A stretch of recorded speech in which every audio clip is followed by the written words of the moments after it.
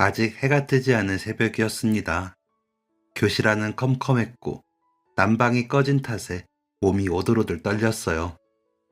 저는 커튼 뒤에 몸을 웅크리고 앉아 있었습니다. 무서웠냐고요? 아니요. 무서움보다 더 강한 감정이 있었어요. 바로 확인하고 싶은 마음이었죠. 오늘은 꼭 알아낼 거야.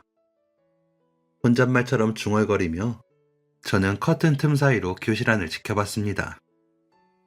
모든 일은 일주일 전부터 시작됐어요. 어느 날 점심시간 책상 서랍을 열었는데 그 안에 도시락통 하나가 들어있었습니다. 김치볶음밥 냄새가 솔솔 풍겨나왔어요. 너무 놀라서 뚜껑을 열었다가 얼른 닫았죠. 누가 장난치나 처음에는 그렇게 생각했어요. 저한테 도시락을 이렇게 몰래 싸줄 사람이 없었거든요. 그런데 다음 날에도 도시락이 들어있었습니다. 이번엔 작은 쪽지가 함께 들어있었죠. 먹어도 돼, 괜찮아 라고 적혀 있었어요. 그날은 그냥 먹었습니다. 야채 볶음밥에 계란 후라이가 올라간 소박한 도시락이었는데 정말 맛있었어요. 그동안 점심시간마다 운동장을 배회하거나 화장실에 숨어 지내던 제가 그날은 처음으로 친구들과 함께 점심을 먹을 수 있었습니다. 하지만 마음 한편에선 계속 의문이 피어올랐어요. 대체 누가 나를 이렇게 챙겨주는 걸까? 후보군을 추려보기도 했어요. 담임선생님? 하지만 이내 고개를 저었어요. 우리 반 애들이 40명이 넘는데 저만 이렇게 챙겨주실 리 없었으니까요. 반 친구들? 그것도 말이 안 됐어요. 친구들은 제 사정을 몰랐거든요. 아빠는 새벽부터 일을 나가시니 후보군에서 제외했습니다. 도대체 누구일까? 머릿속으로 여러 사람을 떠올려봤지만 답이 나오지 않았습니다. 그래서 결심했어요. 제 두 눈으로 직접 확인하기로 말이죠. 사실 며칠은 번번이 실패했습니다. 제가 와서 책상 서랍을 확인하면 이미 도시락통이 들어있었거든요. 그래서 오늘은 새벽 5시 반에 집을 나섰습니다. 아직 하늘이 칠흑처럼 어두운 시간이었죠. 저는 교복 위에 외투를 걸치고 얼른 집을 나섰어요. 학교 정문은 잠겨 있었지만 옆쪽 철문은 열려 있었어요. 저는 조심스럽게 교실로 향했습니다. 발소리가 유난히 크게 울려 퍼지는 것 같아서 최대한 살금살금 걸었죠. 교실 문을 열고 들어갔을 때 가장 먼저 한 일은 책상 서랍을 확인하는 것이었어요. 서랍을 확인해 보니 다행히 오늘은 비어 있었습니다. 좋아, 아직 안 왔어. 저는 얼른 창가 커튼 뒤로 몸을 숨겼습니다. 차가운 바닥에 주저앉아 커튼 틈 사이로 교실을 지켜봤어요. 시계는 6시를 향해 가고 있었습니다. 심장이 두근두근 요동쳤어요. 손에는 땀이 배고 입술은 바짝바짝 말랐습니다. 추운 건지 긴장이 되는 건지 몸이 부들부들 떨렸죠. 시간이 정말 더디게 흘러갔습니다. 몇 분이 지났을까요? 아니면 몇십 분? 추위에 감각이 무뎌질 무렵이었습니다. 복도 끝에서 발걸음 소리가 들려왔어요. 제 심장은 더욱 빠르게 뛰기 시작했습니다. 이어서 손전등 불빛이 복도 벽을 스치며 교실 쪽으로 천천히 다가왔어요. 덜컥 문이 열리는 소리와 함께 누군가 조용히 교실 안으로 들어섰습니다. 저는 커튼 뒤에서 숨을 죽였어요. 손전등 불빛은 교실을 천천히 훑었습니다. 칠판을, 강단을, 그리고 창가 쪽 책상들을 차례로 비추더니 제 책상 앞에서 멈췄어요. 그 사람은 들고 온 쇼핑백에서 조심스럽게 무언가를 꺼냈어요. 바스락거리는 소리가 들렸습니다. 서랍을 여는 소리, 그리고 무언가를 넣는 소리가 연달아 들렸죠. 도시락이었어요. 분명 도시락이었습니다. 저는 믿을 수 없다는 듯 눈을 크게 뜨고 커튼 틈 사이로 그 사람을 바라봤어요. 손전등 불빛이 잠시 책상 위를 비추며 그 사람의 얼굴이 드러났습니다. 순간 저도 모르게 이런 호칭이 튀어나왔어요. 아저씨? 깜짝 놀란 상대방이 손전등을 떨어뜨렸습니다. 허둥지둥 손전등을 집어드는 이는 바로 우리 학교 경비 아저씨였어요. 예상치 못한 상대의 정체에 저는 잠시 할 말을 잃었습니다. 경비 아저씨 역시 당황한 듯 한동안 침묵하셨어요. 그러다 경비 아저씨가 먼저 멋쩍게 웃으며 입을 여셨어요. 이런, 들켜버렸네. 저는 입술을 달싹거렸지만 아무 말도 나오지 않았습니다. 그 사이 아저씨는 괜히 머리를 긁적이시더니 이렇게 말씀하셨어요. 춥지? 경비실 가자. 여기선 얘기하기 춥다. 그렇게 손짓하시는 아저씨를 따라 교실을 나서면서도 제 머릿속은 복잡했습니다. 경비 아저씨가 왜 내 책상 서랍에 도시락을 넣어두신 걸까? 그런 의문이 머릿속을 가득 채우고 있었거든요. 그때는 몰랐습니다. 그 이면에 제가 상상도 못할 비밀이 숨어 있었다는 걸요.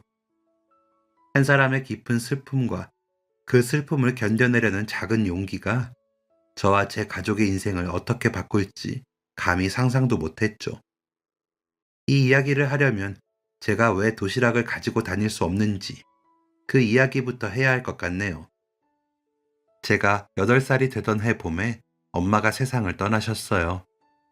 병원 침대에 누워 계시던 엄마는 제 손을 꼭 잡고 이렇게 말씀하셨습니다. 우리 딸, 아빠 말씀 잘 듣고 건강해야 해. 알았지? 그게 엄마가 제게 남긴 마지막 말이었어요. 그때는 몰랐습니다. 엄마가 떠난다는 게 어떤 의미인지 말이죠. 하지만 시간이 지나면서 조금씩 알게 됐어요. 세상에서 가장 따뜻한 온기가 사라졌다는 걸. 아침마다 머리를 묶어주던 그 손길도, 밤마다 이불을 덮어주던 그 체온도 영영 돌아오지 않는다는 걸 말입니다. 엄마가 떠난 뒤 집안은 너무나 조용했어요.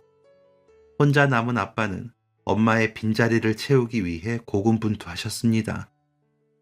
처음에는 모든 게 어설펐어요. 계란찜을 하다가 냄비를 태우기도 하고 빨래를 하다가 제 흰 티셔츠를 분홍색으로 물들이기도 했습니다. 미안하다 딸. 아빠가 이래저래 많이 서툴러서. 고개를 떨구던 아빠의 모습이 아직도 기억나요. 그 넓던 어깨가 유난히 작아 보이던 날이었죠. 하지만 아빠는 포기하지 않으셨어요. 조금씩 천천히 배워가셨죠. 엄마가 쓰던 요리책을 펼쳐놓고 된장찌개를 끓이고 제 머리를 묶어주는 법을 익히셨어요. 저도 아빠를 도왔습니다. 설거지를 하고 빨래를 개고 작은 일이라도 함께하려 애썼어요. 그렇게 아빠와 저 둘이서 하루하루를 살아갔습니다. 허술했지만 나름 단란한 우리만의 방식으로 말이죠. 하지만 평범한 일상은 1997년 겨울에 무너지고 말았어요. 어느 날 저녁 뉴스에서 낯선 단어가 흘러나왔습니다. 정부가 IMF에 구제금융을 신청했습니다. 그때는 그게 무슨 뜻인지 몰랐어요. 하지만 TV 앞에 앉아 계시던 아빠의 얼굴은 굳어졌습니다. 아빠? 아빠의 표정이 하도 심각해서 조심스레 아빠를 불렀어요. 그러자 아빠가 힘없이 웃으며 이렇게 말씀하셨습니다. 아니야, 괜찮아. 하지만 괜찮지 않았어요. 며칠 뒤 아빠가 평소보다 일찍 집에 들어오셨거든요. 아직 해도 지지 않은 시간이었습니다. 아빠, 왜 이렇게 일찍 왔어? 제 무릎에 현관에서 신발을 벗던 아빠가 기운 없는 목소리로 말씀하셨어요. 아빠 회사가 문을 닫았단다. 그 말의 무게를 이해하기까지는 그리 오래 걸리지 않았습니다. 그날 이후 모든 게 달라졌거든요. 저녁상에서 반찬이 하나씩 줄어들었고 어느새 라면으로 끼니를 때우는 날이 많아졌어요. 전기세 고지서를 손에 쥔 채 한숨을 쉬는 아빠의 모습도 자주 봤습니다. 아빠, 괜찮아? 응, 괜찮아. 곧 다른 일자리 구할 거야. 아빠는 억지로 웃으며 제 머리를 쓰다듬어 주셨어요. 하지만 저는 알고 있었습니다. 어느 날부터인가 아빠 손마디에 시멘트 가루가 묻어 있다는 걸요. 그 무렵 아빠는 새로운 직장을 구하지 못하고 일용직을 전전하셨어요. 새벽에 집을 나가서 밤늦게 돌아오는 생활의 반복이었죠. 건설 현장을, 공사판을, 날품파리를 전전하셨습니다. 아빠의 얼굴은 점점 까맣게 그을렸고 그 넓던 어깨는 조금씩 좁아져 갔어요. 저는 혼자 있는 시간이 길어졌습니다. 학교에서 돌아와 텅 빈 집에서 혼자 저녁을 먹었어요. 어둑해지는 집에서 홀로 아빠를 기다리며 시간을 보내고는 했죠. 그렇게 여느 때보다 추운 겨울이 지나고 봄이 찾아왔습니다. 저는 중학교에 입학했어요. 새로운 교복, 새로운 친구들, 모든 게 설레는 시작이었죠. 하지만 첫날부터 문제가 생기고 말았습니다. 도시락은 각자 준비해 오세요. 담임선생님의 말씀에 교실이 웅성거렸어요. 초등학교 때는 급식이 있어서 밥 걱정을 하지 않았거든요. 그런데 중학교는 달랐습니다. 첫날, 저는 집에 있는 반찬으로 대충 도시락을 쌌어요. 하얀 밥에 김치 한 쪽, 멸치볶음 몇 개, 그게 전부였죠. 점심시간이 되자 아이들이 도시락통을 꺼내기 시작했습니다. 우와, 얘 소세지 볶음밥, 문어 모양이야. 난 계란말이랑 돈가스 싸왔어. 우와, 진짜? 나 하나만 먹어도 돼? 그럼. 교실은 순식간에 도시락 자랑 대회로 변했어요.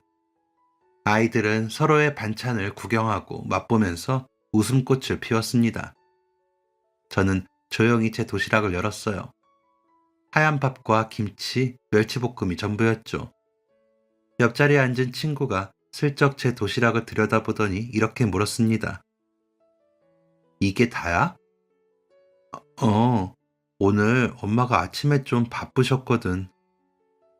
저도 모르게 거짓말이 나왔습니다.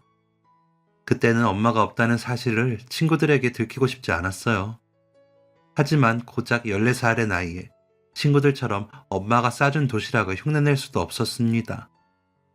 결국 저는 다음 날부터 도시락을 싸오지 않았어요. 점심 종이 울리면 일부러 교실을 나갔죠. 너 밥 안 먹어? 오늘 속이 좀 안 좋아서. 물론 거짓말이었습니다. 배는 고팠지만 애들 도시락과 비교되는 엉성한 도시락을 내놓고 싶지 않았어요. 엄마가 돌아가셨다는 걸 말하는 건 더욱 싫었죠.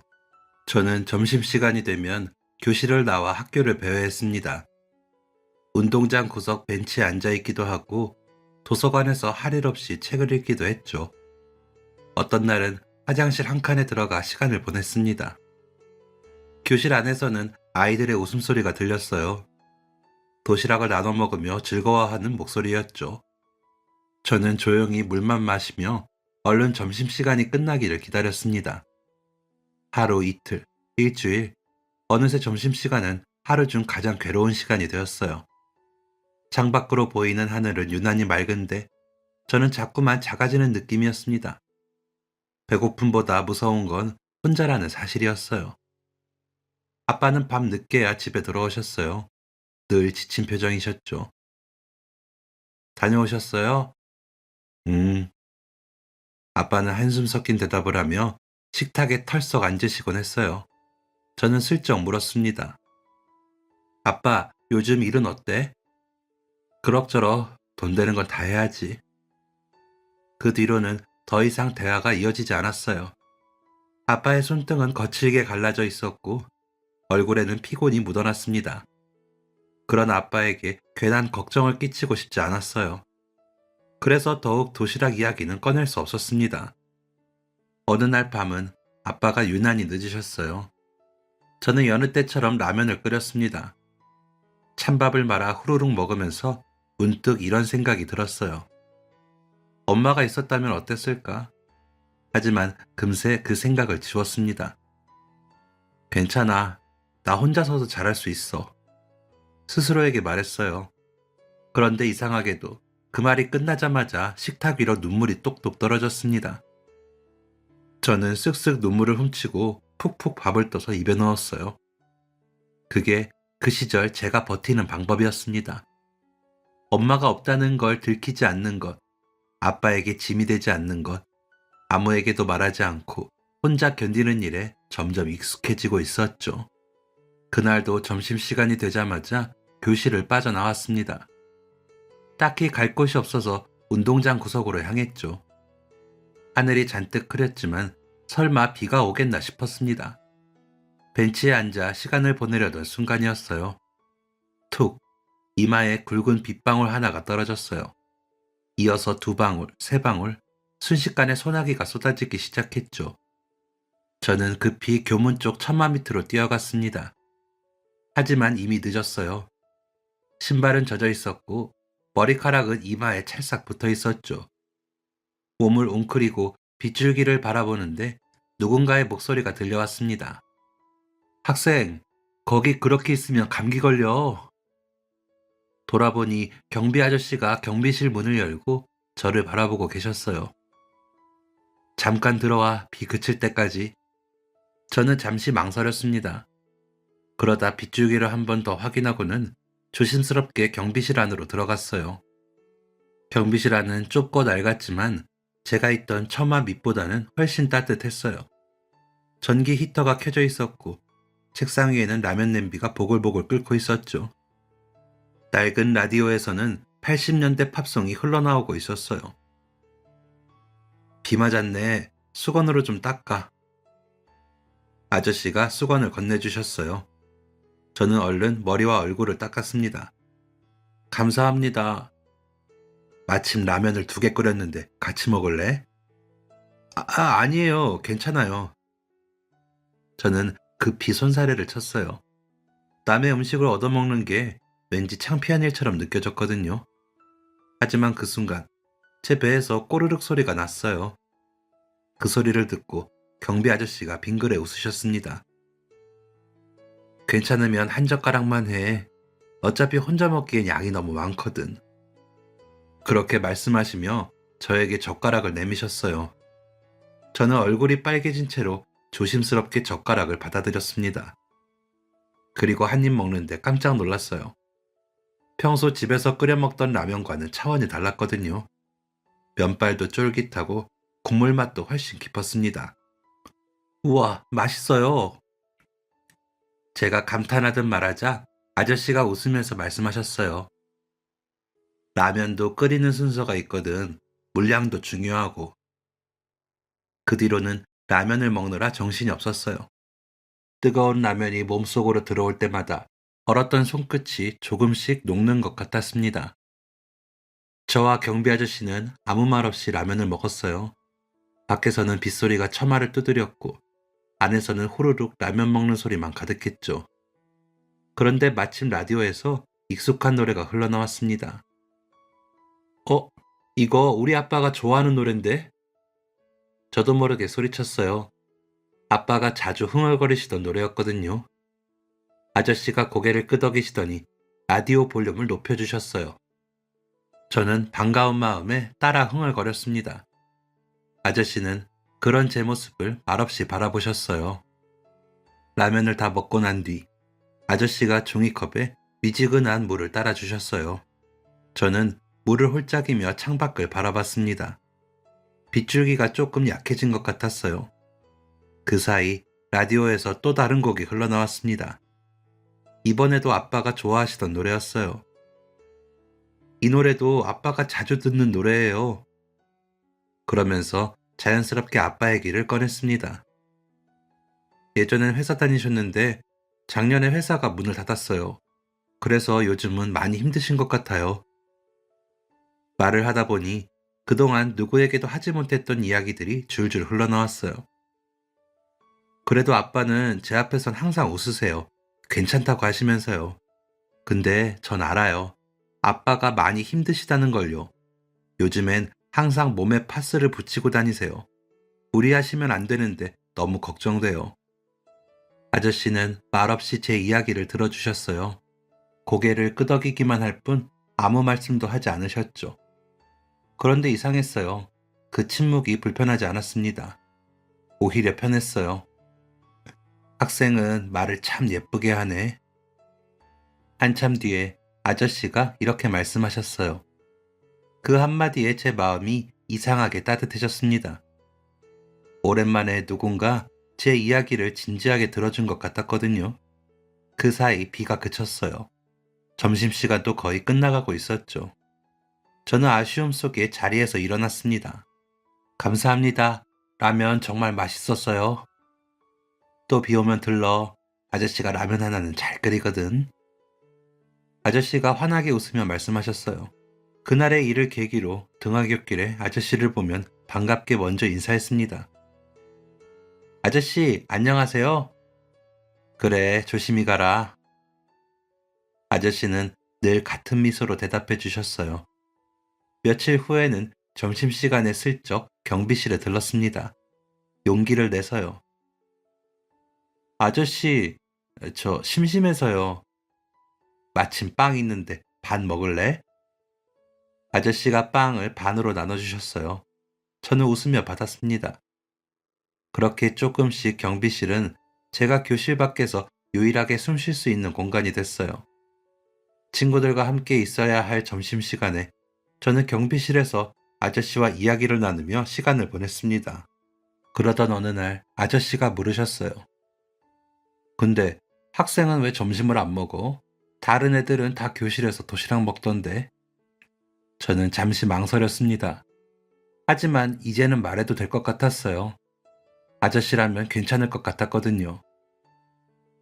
그게 도시락이 없어요. 도시락이? 네, 엄마가 안 계시거든요. 말을 하다 보니 목소리가 점차 작아졌습니다. 어릴 때 엄마가 병으로 돌아가셨어요. 그래서 아빠랑 둘이 사는데 요즘 아빠가 새벽부터 밤까지 일을 하셔서 도시락을 싸줄 시간이 없으세요. 말을 하다 보니 눈가가 뜨거워졌습니다. 친구들은 다 엄마가 정성껏 싸준 도시락을 먹는데 전 그게 없으니까 그냥 안 먹는 게 나을 것 같아서요. 친구들한테 엄마가 없다는 걸 들키기는 싫거든요. 말이 끝나자 경비실 안이 잠시 고요해졌습니다. 아저씨는 말없이 라디오 볼륨을 낮추셨어요. 그리고 그냥 고개를 끄덕이셨습니다. 한참의 침묵 뒤 아저씨가 담담하게 말씀하셨어요. 그래도 밥은 꼭 먹어야 해. 그래야 아빠가 걱정 안 하시지. 그 말을 듣는데 눈가가 조금 더 뜨거워졌습니다. 울고 싶지 않았는데 눈물이 핑 돌았어요. 네. 그래서 기어들어가는 목소리로 겨우 대답했어요. 아저씨는 더 이상 아무 말씀도 하지 않으셨어요. 그저 창밖을 바라보시며 생각에 잠기신 듯 했습니다. 그날 경비실을 나오는데 왠지 모르게 마음 한편이 후련했어요. 누군가에게 제 비밀을 털어놓은 건 처음이었거든요. 괜스레 안쓰러운 눈으로 보시면 어쩌나 걱정했는데 경비 아저씨는 생각보다 담담하게 제 이야기를 들어주셨어요. 오히려 그런 반응이 저에게는 큰 위로가 되었습니다. 아저씨는 그 후에도 태도에 큰 변화가 없으셨어요. 제가 밝게 인사하면 여느 때처럼 빙긋 웃으며 제 인사를 받아주셨죠. 그렇게 평소와 같은 날들이 이어졌습니다. 그러던 어느 날, 평소처럼 점심시간을 피하려고 교실을 나가려던 참이었어요. 책을 챙기려고 무심코 책상 서랍을 열었는데 그 안에 뭔가 들어있었어요. 고동색 보온 도시락 통이었죠. 저는 깜짝 놀라서 주변을 둘러봤습니다. 누가 장난치는 건가 싶었거든요. 하지만 아이들은 모두 자기 도시락을 꺼내느라 바빴습니다. 그 사이 저는 조심스럽게 도시락 뚜껑을 열어봤어요. 김치 볶음밥에 노른자가 반쯤 익은 계란 후라이가 올려져 있었습니다. 솔직히 당황스러웠어요.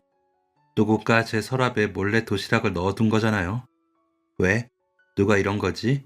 그런 의문에 머릿속이 혼란스러웠어요. 그날은 도시락을 먹지 않았습니다. 그대로 서랍에 넣어두고 평소처럼 도서관으로 향했어요. 마음 한편에는 불안함이 자리 잡았습니다. 내일 또 있으면 어떡하지? 그런 걱정이 들었거든요. 장난이라면 이번 한 번으로 끝나기를 바랐습니다. 다음날 아침, 저는 떨리는 마음으로 책상 서랍부터 열어봤어요. 아니나 다를까, 도시락이 또 들어있었습니다. 어제와 같은 고동색 보온 도시락 통이었죠. 이번에는 쪽지 한 장이 함께 놓여 있었어요.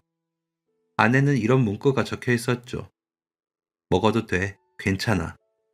짧고 서툰 필체였지만 왠지 따뜻한 느낌이었어요. 저는 잠시 망설였습니다. 그러다 천천히 도시락 뚜껑을 열었어요. 오늘은 야채 볶음밥이었어요. 위에는 계란 후라이에 깨소금까지 살짝 뿌려져 있었죠. 정성이 느껴지는 도시락이었습니다. 그때 반 친구가 다가왔어요. 어? 오늘은 밥 먹으려고? 응. 얼결에 대답이 나왔습니다. 잘 됐네. 이따 같이 먹자. 점심시간이 되자 친구는 약속한 대로 도시락통을 들고 제자리로 왔습니다. 그러자 다른 친구들도 하나둘 제자리로 모여들었어요. 오늘은 속 괜찮아? 괜찮아. 저는 웃으며 대답했어요. 숟가락을 들고 한 입 먹었는데 정말 맛있었어요. 집에서 대충 먹던 찬밥과는 달랐습니다. 우와, 맛있어 보인다. 나 한 입만 먹어봐도 돼? 응, 나도. 친구들이 앞다투어 제 도시락을 구경했어요. 저는 처음으로 친구들과 도시락 이야기를 나눴습니다. 교실 밖에서만 보던 풍경에 제가 있다니 신기했어요. 그날은 밥도 맛있었고 친구들과 수다 떠는 것도 너무 즐거웠습니다. 오랜만에 든든하게 밥을 먹으니 온몸에 힘이 생기는 것 같았어요. 하지만 마음 한편에는 여전히 의문이 남아 있었습니다. 대체 누가 도시락을 넣어둔 걸까? 집에 와서도 내내 그 생각이 머릿속을 떠나지 않았습니다. 도시락은 다음 날도 그 다음 날도 계속 있었어요. 반찬도 조금씩 바뀌었습니다. 어느 날은 미니 돈가스, 어느 날은 계란말이, 어느 날은 소시지 볶음까지. 서툰 솜씨였지만 정성만큼은 가득했어요. 저는 점점 혼란스러워졌습니다. 혹시 아빠가 갖다 놓으신 건가? 하지만 아니었어요. 아빠는 서울에 일이 없어서 최근에는 지방으로 일을 다니고 계셨습니다. 그래서 집에 못 들어오시는 날도 많았어요. 그럼 선생님이? 하지만 그것도 말이 안 됐어요. 우리 반 애들이 40명이 넘는데 저한테만 이렇게 하실 리가 없었으니까요. 친구들도 아니었습니다. 제 사정을 아는 친구가 없었거든요. 아무리 생각해도 답이 나오지 않자 궁금증은 더 커졌습니다. 며칠을 고민하다가 결국 결심했어요. 직접 두 눈으로 확인해야겠어. 다음 날 저는 평소보다 일찍 학교를 향했습니다. 7시쯤 교실에 도착했어요. 하지만 책상 서랍에는 이미 도시락이 들어있었습니다. 벌써? 다음 날은 더 일찍 갔어요. 6시 반에 학교에 도착했죠. 하지만 마찬가지였어요. 도시락은 이미 서랍 속에 들어있었습니다. 누군가 저보다 먼저 와서 넣고 가는 거였어요. 대체 몇 시에 오는 거야? 점심시간에 도시락을 먹으면서 생각했어요. 이 도시락을 만들어주는 사람은 누구일까? 왜 나를 이렇게 챙겨주는 걸까? 고맙기도 했지만 궁금하기도 했습니다. 그날 저녁 아빠가 집에 들어오셔서 슬쩍 물어봤어요. 아빠, 혹시 학교에 왔다 간 적 있어? 어? 아니. 왜? 무슨 일 있어? 아니, 그냥. 역시 아빠는 아니었어요. 다음 날 저는 새벽 5시에 일어났습니다. 아빠는 이미 일을 나가고 안 계셨어요. 저는 얼른 준비를 마치고 5시 반에 집을 나섰습니다. 교실에 도착하니 찬 공기에 저도 모르게 몸이 움츠려들었어요. 커튼 뒤에 몸을 숨기고 한동안 기다리니 복도에서 발소리가 들려왔어요. 곧 교실 문이 열리고 누군가 제 책상으로 다가가 서랍에 도시락을 넣는 모습이 보였습니다. 상대의 정체를 확인한 저는 깜짝 놀랐어요. 아저씨? 제 입에서 저도 모르게 말이 튀어나왔어요. 깜짝 놀라 손전등을 떨어뜨린 그분은 바로 경비 아저씨였습니다. 이런, 들켜버렸네. 아저씨는 멋쩍게 웃으셨어요. 그러더니 경비실에 가서 얘기하자고 하셨습니다. 저는 말없이 아저씨의 뒤를 따랐어요. 경비실 안은 작은 히터 덕분에 교실보다 훨씬 따뜻했습니다. 저는 늘 앉던 자리에 앉았어요. 그리고 조심스레 물었습니다. 아저씨, 왜 제 도시락을? 아저씨는 한참 동안 말이 없으셨어요. 그저 손난로를 만지작거리며 창밖을 바라보셨죠. 그러더니 뜻밖의 이야기를 하셨습니다. 사실 아저씨한테도 너만한 딸이 있었어. 저는 깜짝 놀랐습니다. 아저씨한테 딸이 있는 줄은 몰랐거든요. 지금은 옆에 없지만. 그러면서 씁쓸하게 웃으셨어요. 그러더니 긴 한숨을 내쉬고는 담담한 목소리로 이야기를 시작하셨습니다. 여기 오기 전에 아저씨는 늘 바쁘게 사셨다고 해요. 회사에 다녔는데 일이 많아서 늘 밤 늦게야 집에 들어갔다고 합니다. 딸이랑 함께하는 시간이 많지 않았어. 늘 야근하고 돌아오면 잠든 딸아이 얼굴을 보는 게 고작이었지. 그런데도 딸은 불평하지 않았대요. 오히려 건강 챙겨라. 너무 무리해서 일하지 말라며 잔소리를 늘어놓았다고 합니다. 그런 딸의 잔소리마저 좋았어. 작은 손으로 내 넥타이를 매만져 주던 것도, 현관에서 조심히 다녀오라고 인사하던 것도, 그때는 그 순간순간이 얼마나 소중한 건지도 모르고 지냈단다. 아저씨의 목소리가 잠시 떨렸어요. 라디오에서 흘러나오는 조용한 음악만이 경비실 안을 가득 채웠습니다. 그러던 어느 날이었어. 여느 때처럼 회사에서 바쁘게 일하고 있는데 병원에서 연락이 왔어. 그 말을 듣는데 제 심장이 쿵 내려앉았습니다. 교통사고가 났는데 따님과 사모님이 위독하다고. 아저씨는 잠시 말을 멈췄어요. 숨을 크게 들이쉬고는 한참 만에야 다시 입을 여셨습니다. 하늘이 무너지는 줄 알았지. 급히 병원으로 달려갔는데 의사가 늦었다고 하더라. 집사람도 딸아이도. 아저씨는 그 이상은 말씀하지 못하셨어요. 그게 딱 8년 전 일이야. 이맘때쯤이었지. 아저씨의 눈시울은 어느새 빨갛게 변해 있었습니다. 저는 아무 말도 할 수 없었어요. 그저 아저씨의 손등을 바라봤습니다. 주름지고 거칠어진 그 손이 그간의 세월을 말해주는 것 같았어요. 그 뒤로는 사는 게 아무 의미가 없었어. 아저씨의 목소리는 낮고 건조했습니다. 집에 틀어박혀서 아무것도 하지 않았지. 회사도 그만뒀어. 그때는 살아도 사는 게 아니었단다. 그 말을 듣는데 제 가슴 한쪽이 저릿했어요. 그렇게 몇 년을 보냈어. 그러던 어느 날 친구가 그러더라. 딸이 다니던 학교에서 경비를 구한다고. 거기라도 나가보라고. 그렇게 이 학교에 오게 된 거였어요. 처음엔 매일이 고통이었어. 딸 같은 애들이 웃으면서 교문으로 들어올 때마다 우리 딸 얼굴이 보이는 것 같았거든. 아저씨는 천천히 말을 이어갔어요. 근데 이상하게도 그게 위로가 되더라고. 우리 딸도 여기 운동장에서 체육 수업을 받았겠지. 우리 딸도 친구들이랑 저렇게 수다를 떨면서 등교했겠지. 그렇게 딸을 떠올리면서 하루하루를 버텼어. 저도 모르게 눈물이 나서 얼른 눈가를 훔쳤습니다. 그 사이 아저씨가 저를 보고는 작게 미소를 지으셨어요. 그러다 너를 만났지. 저 역시 말없이 아저씨를 마주봤습니다. 소나기 내리던 날 경비실에 네가 들어왔지. 라면을 먹으면서 이야기를 나누다가 우연히 명찰을 봤는데 아저씨가 잠시 말을 멈췄습니다. 그러더니 놀라운 이야기를 하셨어요. 우리 딸이랑 이름이 똑같더라. 우리 딸 이름도 지연이거든. 네? 저는 놀라서 눈을 크게 떴어요.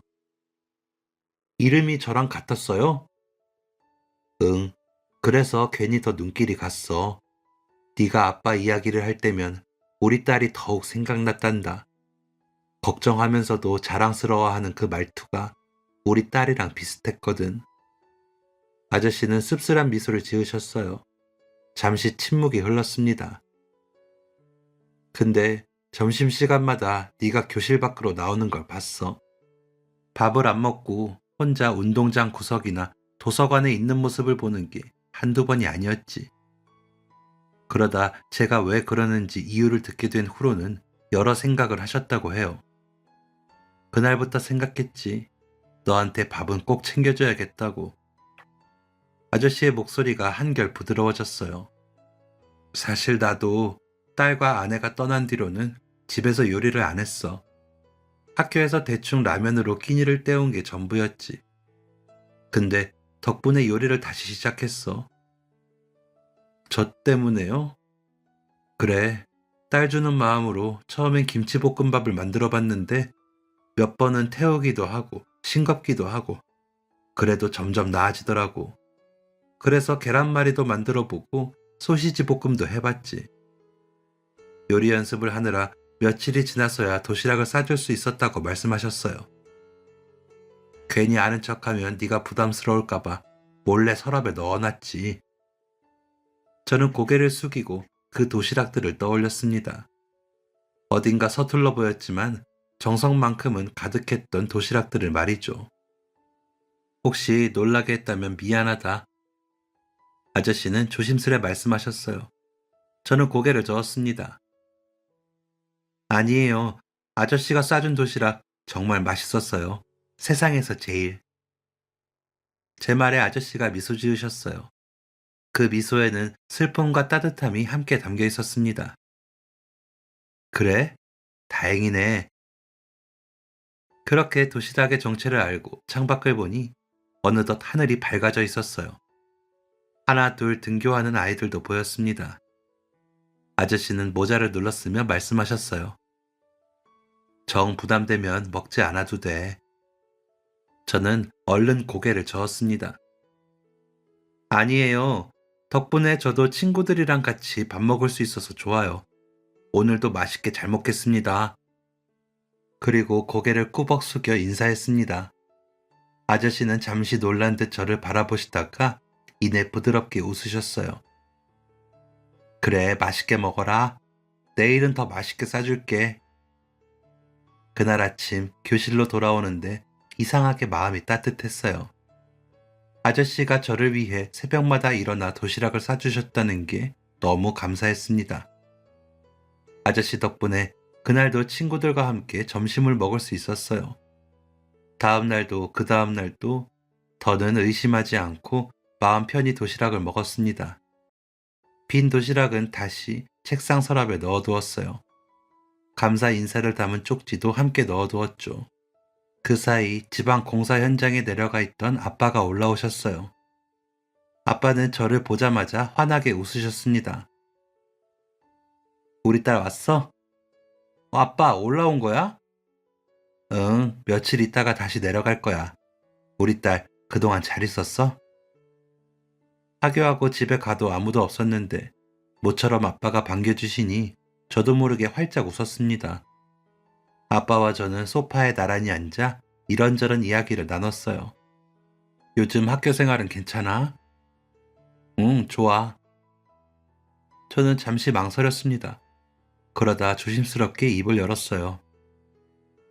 아빠, 사실은 그동안 아빠가 걱정할까봐 못한 이야기가 있는데 무슨 이야기인데?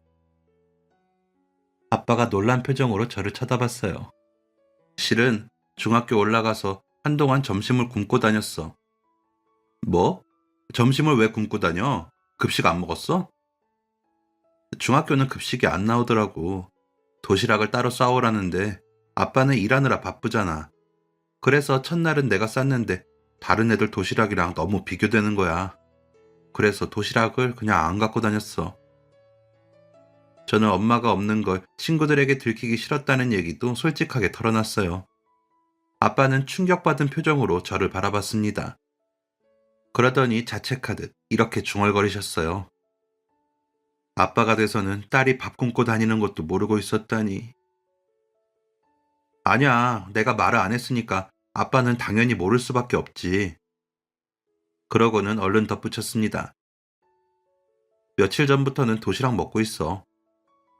그게 무슨 소리야? 저는 천천히 이야기를 시작했습니다. 점심시간에 운동장을 방황하다가 우연히 경비실에 들어간 일. 그 일을 계기로 경비 아저씨와 친해진 일, 최근에 누군가 책상 서랍에 도시락을 넣어둔 일, 새벽에 교실에 숨어 있다가 경비 아저씨를 발견한 일까지 모두 말이죠. 아저씨가 8년 전 딸과 아내를 잃었다는 것도, 제 이름이 그 딸과 같다는 사실도 모두 이야기했습니다. 아빠는 이야기를 다 듣고 한참 동안 말이 없으셨어요. 그러다 무언가 결심한 듯 자리에서 일어나셨습니다. 학교에 가봐야겠다. 그분께 감사 인사를 드려야지. 지금? 응, 아빠랑 같이 가줄 수 있지? 저는 얼떨결에 고개를 끄덕였어요. 그리고 아빠 손을 잡고 학교를 향했습니다. 저녁에 학교는 조용했어요. 이미 대부분의 아이들이 하교한 후라 썰렁했습니다. 아빠는 긴장한 듯 몇 번이나 옷깃을 매만지셨어요. 그 사이 저는 경비실 문을 두드렸습니다. 누구세요? 문이 열리고 아저씨가 밖으로 나오시더니 저를 보고는 깜짝 놀라셨어요. 이 시간에 웬일이니? 그때 제 뒤에 서 계시던 아빠가 경비 아저씨에게 고개를 숙이며 인사하셨습니다. 안녕하세요. 제 딸 도시락을 챙겨주셨다고 들었습니다. 경비 아저씨는 아빠의 말에 당황한 듯 손사래를 치셨어요. 아니, 별일 아니에요. 그냥 밥은 먹고 다녀야 하잖아요. 정말 감사합니다. 아빠는 계속해서 고개를 숙이셨어요. 아빠가 되어서는 애가 밥을 굶고 다니는지도 몰랐네요. 어떻게 감사 인사를 드려야 할지 모르겠습니다. 그 말에 아저씨는 아니라고 거듭 손사래를 치셨습니다. 아빠는 조심스레 이런 제안을 하셨어요. 괜찮으시다면 식사라도 함께 하시죠. 그렇게라도 인사를 드리고 싶습니다. 경비 아저씨는 고민하시더니 고개를 끄덕이셨습니다. 저와 아빠, 그리고 경비 아저씨는 근처 허름한 고깃집으로 향했어요. 가게 안으로 들어가니 곳곳에서 고기 굽는 소리가 들렸습니다. 저희는 빈자리에 앉았어요. 처음엔 분위기가 어색했어요. 하지만 제가 라면 얘기를 꺼내자 아저씨가 웃으셨고 분위기가 조금씩 풀렸습니다. 아저씨가 라면을 끓여주셨는데 진짜 맛있었어. 내가 라면 하나는 자신 있지.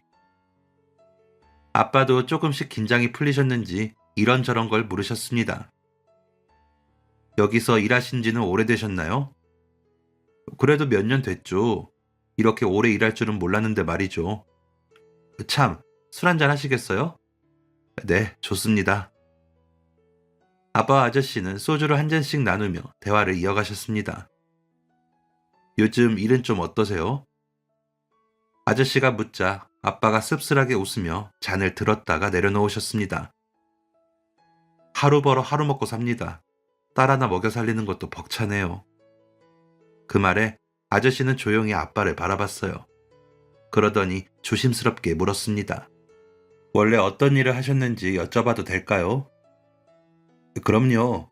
예전엔 무역회사에서 일했습니다. 관리 쪽 업무였죠. 아빠는 대수롭지 않게 답하셨어요. 하지만 아빠의 답변을 들은 아저씨의 눈빛은 달라졌습니다. 잠시 후 아저씨가 자리에서 일어나셨어요. 잠깐 전화 한 통만 하고 올게요. 아저씨는 식당 밖으로 나가시더니 누군가에게 전화를 거셨어요. 유리창 너머로 조용히 전화하는 모습이 보였습니다. 얼마 뒤 아저씨가 자리로 돌아오셨어요. 그리고는 아빠를 바라보며 이렇게 말씀하셨습니다. 혹시 조만간 면접 보실 수 있겠어요? 예? 면접이요? 아빠는 얼떨떨한 얼굴이셨어요. 제가 예전에 몸담았던 회사에 아는 분이 계셔서요. 관리 쪽 인력을 찾는다고 들었는데 아마 자리가 날 겁니다. 회사에 계셨었다니. 그제 아저씨가 조용히 미소 지으셨어요. 예전에요. 제 입으로 말하기 뭐하지만 젊을 때는 꽤 잘 나갔죠. 아빠는 말문이 막히신 듯 했어요. 알고 보니 아저씨는 네로라 하는 대기업에 다니셨다고 합니다. 그때는 사람들한테 존댓말 들으며 살았죠. 임원까지 올라갔으니까요. 아저씨의 목소리에는 담담한 회한이 섞여 있었습니다. 근데 하루아침에 그게 다 무슨 소용인가 싶더군요. 아내랑 딸을 잃고 나니까 그 어떤 자리도 돈도 의미가 없었어요.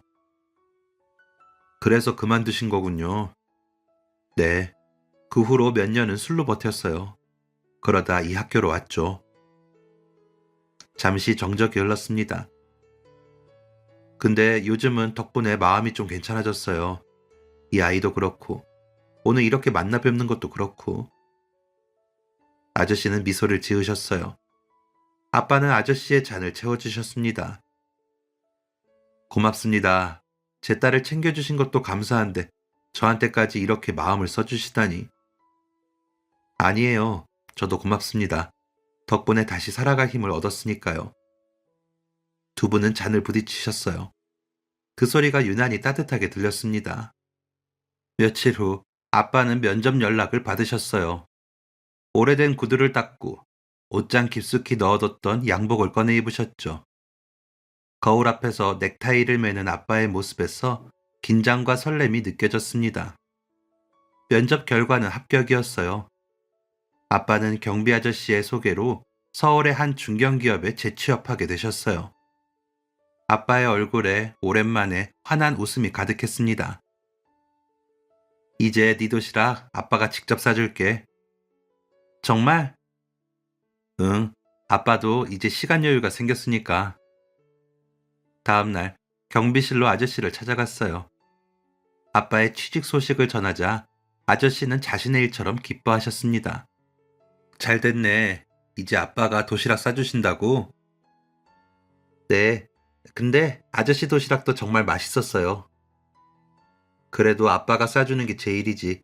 밥 거르지 말고 잘 먹고 다녀야 한다. 아저씨는 제 머리를 쓰다듬어 주셨어요. 그날부터 매일 아침 따뜻하고 정성 가득한 도시락이 식탁 위에 놓였습니다. 달걀 프라이 모양이 조금 삐뚤어져도 밥이 약간 설익어도 저는 그게 세상에서 제일 맛있다고 생각했어요. 아빠가 직접 싸주는 도시락이었으니까요. 그 도시락에는 아빠의 사랑만이 아니라 경비 아저씨의 따뜻한 마음도 함께 담겨 있다는 걸 저는 알고 있었습니다. 그 뒤로는 시간이 쏜살같이 흘렀어요. 중학교 1학년 때 경비 아저씨를 만난 뒤로 3년이라는 시간이 흘렀죠. 저는 어느덧 중학교 3학년이 되어 있었어요. 그동안 아저씨와의 관계는 꾸준히 이어져 왔습니다. 밥은 잘 챙겨 먹고 다니지? 아저씨는 늘 그렇게 물으셨고 저는 웃으며 대답했어요. 네, 아빠 도시락이 점점 맛있어지고 있어요. 학교를 오가며 마주칠 때마다 아저씨는 오늘도 화이팅! 하고 외쳐주셨어요. 아빠 역시 가끔 퇴근 후 학교로 들러 아저씨와 소주 한 잔을 기울이셨습니다. 서로 고단한 삶을 토닥이며 어느새 형님 동생이라고 부르는 사이가 되었죠. 그러다 3학년 겨울방학 직전 뜻밖의 소식을 듣게 되었습니다. 그날은 운동장에 하얀 눈이 흩날리고 있었어요. 하교하면서 아저씨에게 인사를 드리려고 경비실에 들렀습니다. 그런데 그날따라 아저씨의 표정이 차분하게 가라앉아 있었어요. 이제 곧 졸업이지? 네, 아쉽지만요. 잠시 머뭇거리던 아저씨가 담담하게 말씀하셨어요. 사실 나도 이제 이 학교를 떠나려고 해.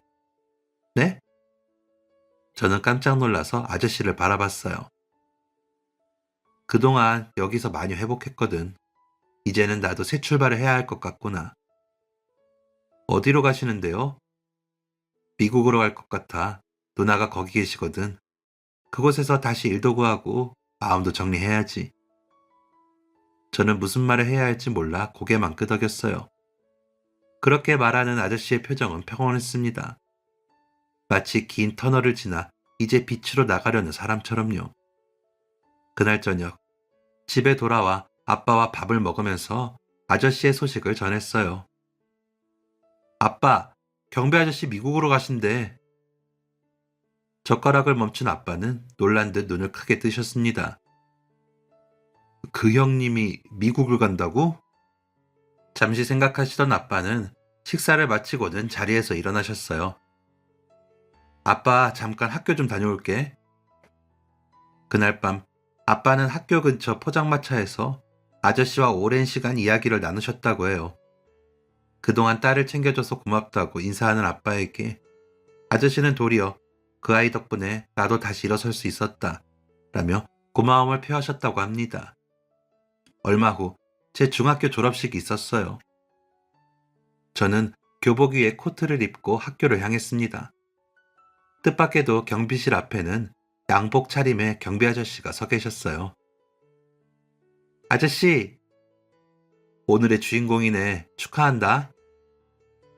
아저씨는 저를 보며 활짝 웃으셨어요. 경비 일은 그만두셨지만 오늘은 저를 위해 다시 학교에 오신 참이었어요. 잠시 후 아빠가 도착하셨고 저는 두 분과 함께 교정으로 들어가 졸업식에 참석했습니다. 졸업식이 끝난 뒤 저희 세 사람은 교문 앞에서 사진을 찍었어요. 제가 가운데 서고 양옆에 아빠와 아저씨가 섰죠. 아빠의 부탁에 다른 가족이 저희 세 사람의 사진을 찍어줬습니다. 세 사람 모두 환하게 웃으며 사진을 찍었어요. 점심은 근처 식당에서 함께 먹었습니다. 아저씨는 며칠 후에 미국으로 떠나신다고 했어요. 이제 곧 헤어진다고 생각하니 자꾸 눈시울이 붉어졌습니다. 아저씨, 미국 가서도 저 잊지 마세요. 그럴 리가 있나? 내 인생에서 가장 고마운 두 사람을 어떻게 잊어? 아빠가 잔을 들어올리며 말씀하셨어요. 형님, 새 출발을 진심으로 응원합니다. 자네도 그래. 앞으로 딸이랑 행복하게 살아. 두 분은 웃으며 잔을 부딪혔습니다. 창밖으로 따스한 봄 햇살이 스며들었어요. 며칠 뒤, 아저씨는 정말 미국으로 떠나셨습니다. 처음엔 편지를 주고받았어요. 아저씨는 새로운 곳에서 잘 적응하고 있고 마음도 많이 편해졌다고 하셨습니다. 하지만 시간이 지나면서 자연스럽게 연락이 끊겼어요. 저는 고등학교 생활에 적응하느라 바빴고 아빠도 직장일로 바쁘셨거든요. 아저씨 역시 그곳에서 새로운 일자리를 얻고는 하루하루 바쁘게 지낸다고 하셨습니다. 연락이 끊긴 게 아쉽긴 했지만 마냥 슬프지만은 않았어요. 아저씨와 마지막으로 주고받은 편지에 희망찬 내용이 가득 담겨 있었기 때문이죠. 그 후로 시간이 많이 흘렀습니다. 그 사이 저는 결혼을 하고 어느덧 두 아이의 엄마가 되었어요. 얼마 전에는 제가 초등학교를 졸업했는데 친정아빠가 오래전 이야기를 꺼내시더군요. 그 형님 덕분에 우리가 다시 일어섰지. 그 이야기를 듣고 저도 고개를 끄덕였습니다. 그 3년은 우리 모두에게 기적 같은 시간이었어요. 엄마를 잃고 혼자 끼니를 거르던 제게 아저씨는 따뜻한 도시락과 함께 누군가 지켜보고 있다는 안정감을 주셨습니다. 뿐만 아니라 직장을 잃고 일용직을 전전하며 좌절했던 아빠에게 다시 일어설 기회를 주셨죠. 아저씨는 저와 아빠를 통해 웃음을 되찾으셨어요. 딸과 아내를 잃고 폐인처럼 살던 분이 저를 돌보며 조금씩 상처를 치유하셨던 거죠. 그 시절을 떠올릴 때마다 저는 생각합니다. 세상에는 이런 기적 같은 만남들이 있다는 걸요.